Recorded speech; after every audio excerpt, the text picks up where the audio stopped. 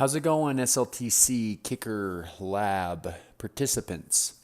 Hey, I wanted to do a quick video. I know there's a few of us that are just getting to learn power, and maybe there's some of us that have used power but don't understand the metrics after the rides and the races. And so I kind of wanted to do a review. I know we've talked about this, but I want to do a specific review here and kind of just do a review for some people and just look at the data and tell you exactly what you want to look for on these after workout ride reports and training peak stuff. So I'm going to go ahead and I've got my ride report. I took a screenshot of it today after my Zwift ride. We did the 10 by 2 minute 110% intervals today. So I wanted to kind of show you. Obviously, I think you understand that this ride report, if you see here, this is your heart rate. I think you guys get that.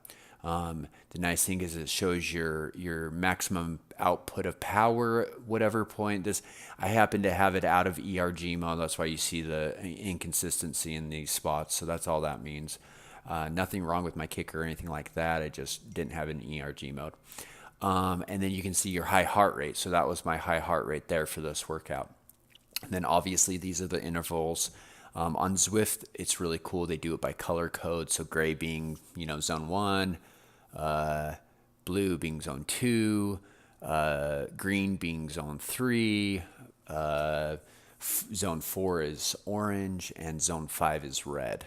So we didn't have any reds, and as you can see, here are the color coordinations too.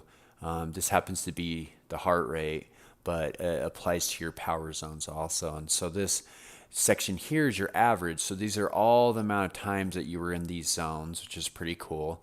You can see here, this is your average, is 148, and all the amount of times that you're in those zones. Honestly, today I just, my heart rate was high, and that happens. I thought I was going to have a poor workout just because I was probably about 10 beats higher than where I should be on the easy stuff. And so typically you'd probably see me more in the zone 2 on the majority and this come back down a little bit. But, I just today woke up maybe just a little more tired or whatever. There's no real explanation. Could mean I'm getting sick. Could mean I am sick. Could mean I'm tired. So it's nice to keep a track of your heart rate so that you can analyze and try to figure out if you're overtrained and stuff like that. If we go over here, this is your power now. So this is your power chart. This is your average. This is the zones or the watts that you averaged.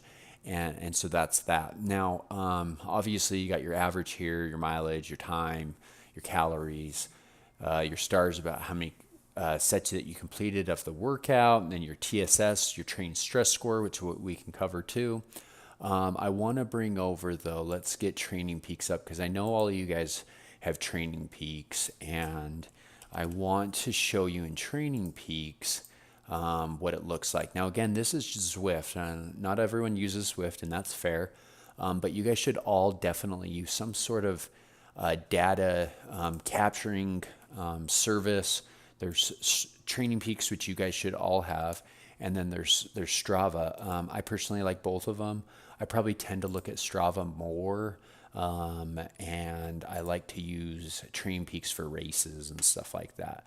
So I'm going to bring over my training peaks here and we're going to analyze it from today's workout. So let's pull this over here. And this is today's workout. As you can see, we're in Zwift. This is the actual built workout. I have no clue.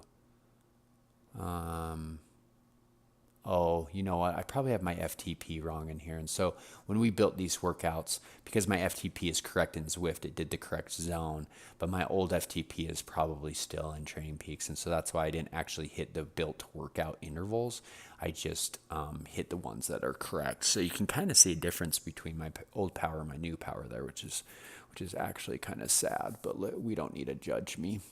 And then the reason why this is off a little bit is if you stop, it kind of changes the workout because I stopped for a little bit to help someone. And so it kind of shifts it all over. Anyways, so if you come up here, you can change it to your heart rate. So you can show your heart rate now and you can see your heart rate data. And the cool thing about Training Peak is you can actually see in that interval where it was. So if you're on a course or if you're on a race, then you could literally see where in that race you did that type of power with that heart rate. You could show the elevation for a workout. It doesn't matter. But if you're in a race, you can actually see, that type of data.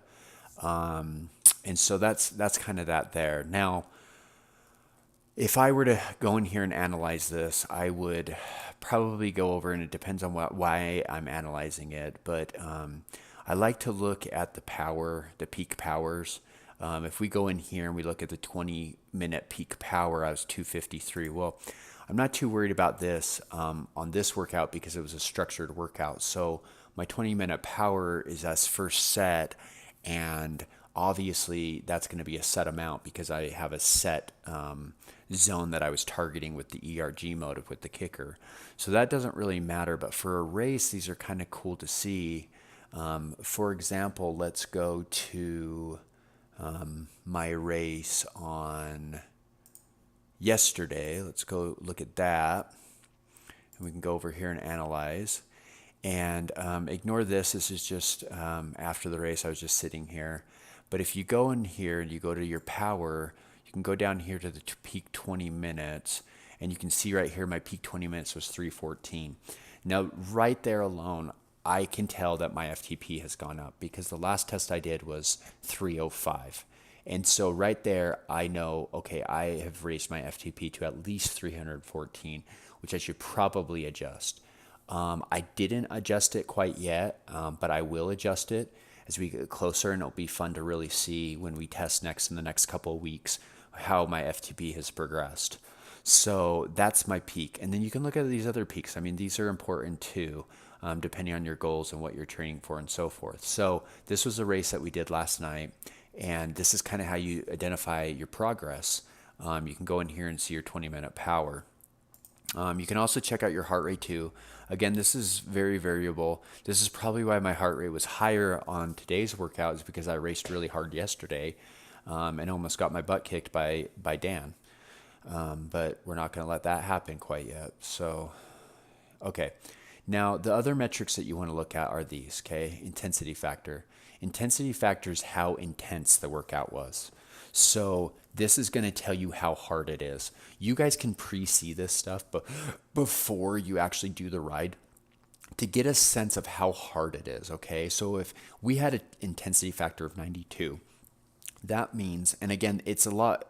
Let's just take this stuff all out. You can scroll all the way, and now you can see a different intensity factor for this section. I'm taking all this garbage out because it doesn't mean anything. And you can get a sense of your intensity factor. So my intensity factor was 92. That means I was 92% of my FTP. Again, I have not changed my FTP in Training Peaks, and so I was actually over 100% FTP because the intensity factor would be over 92 because of I haven't changed my FTP in here, which I need to do. Shame on me. Now, the variable index takes basically the spikes of the workout. As you can see, I mean, I've got some spikes there, but nothing crazy. There's no real large spikes. I hit a few hills and I'd spike, and I did a few little pushes to catch Dan. But otherwise, I had actually a really, really, really good variable index score. I mean, that's as good as it gets. Most pros would be 1.04 and less. Now, I am definitely not a pro, but I was only going for 42 minutes too. So I didn't have a lot of variable power swings because I didn't really race that long. For an Ironman, my score is usually about 1.07 to 1.08, and it's not as good. You want to keep those spikes as low as possible because those are what they call, burning matches. And the more that you have spikes, the more that you're going to tire your legs out, especially for endurance type athletes. Now, cycling athletes, this is going to be different because they have to make moves and they've got to sprint to catch groups and stuff like that. But as far as an endurance athlete, we want to keep this number as close to 1.0 as possible. so that we can keep our legs as fresh as possible. So those are the two factors right there. But the main one I wanted to talk about is intensity factor, and that is basically the intensity of the workout. Now we also have a training stress score, which takes how stressful the workout was. How much time do you need to take between doing your next workout? And if I let's no, not pull that up. Let me try find training stress score chart. You can actually pull up a chart that gives you the amount of stress, and this happens to just be a Training Peaks account here. Hold on one second. That's not what I wanted. Let's go over here. This is better.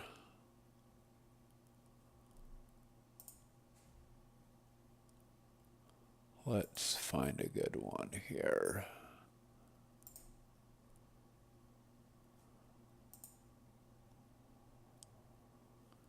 I'm sorry, hold on one second.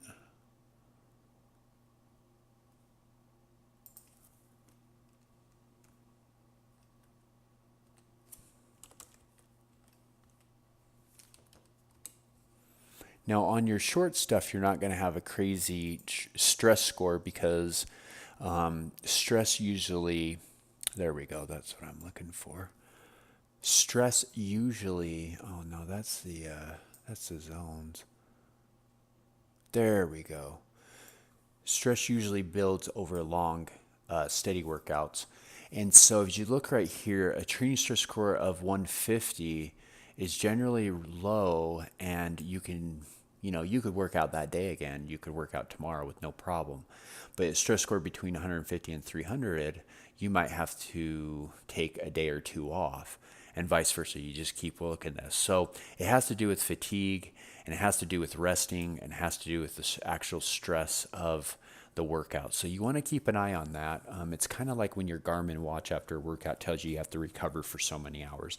It's the same, if not the same exact thing that it does, is it takes your stress of the workout and then figures a recovery time, because we are human. We want to make sure that we're not doing too much to get either overtrained or hurt or sick. So keep an eye on training stress score and intensity factor, and that's the view in Training Peaks. Now let's take a view. Let's go look at what it looks like in Strava here. Let's view my training log. So if we go in Strava, Strava is a little different. Let's go into the 2-minute efforts. No, actually, let's go to the race. So let's go to this race. So my FTP is correct in Strava, and you can see yesterday I was 101 intensity. Okay, my training load, which is basically their training stress score. Training stress score is a copyright of Training Peaks, and so they came up with their own called training load. Training load is the same thing here. So my training load for yesterday was 73, so not high at all. So about 24 hours I can do another workout, which I did. But on the weekend rides, let's go find another week. Let's find a long weekend ride that I did. Let's see. Let's just take an Ironman. Let's see what an Ironman looks like. This is my Ironman World Championship, and you can kind of get a sense. Now, granted, this is only the bike. So you look at here, and the training stress on my bike is saying 36 to 48 hours. Now, of course, that's only my bike ride. If we take the total stress from the run and the swim, then I'm going to have to clearly rest more than, a day or two, probably easily 5 to 7 days. Anyways, that's a different subject. So this is what it looks like in Strava. Now, the next thing I want to cover that I think a lot of people don't understand is the power curve. And what the power curve is, and I'm going to pull up Strava's power curve. So there's that's, okay, so Strava's power curve. Oh, where's my power curve? Hold on one sec, folks.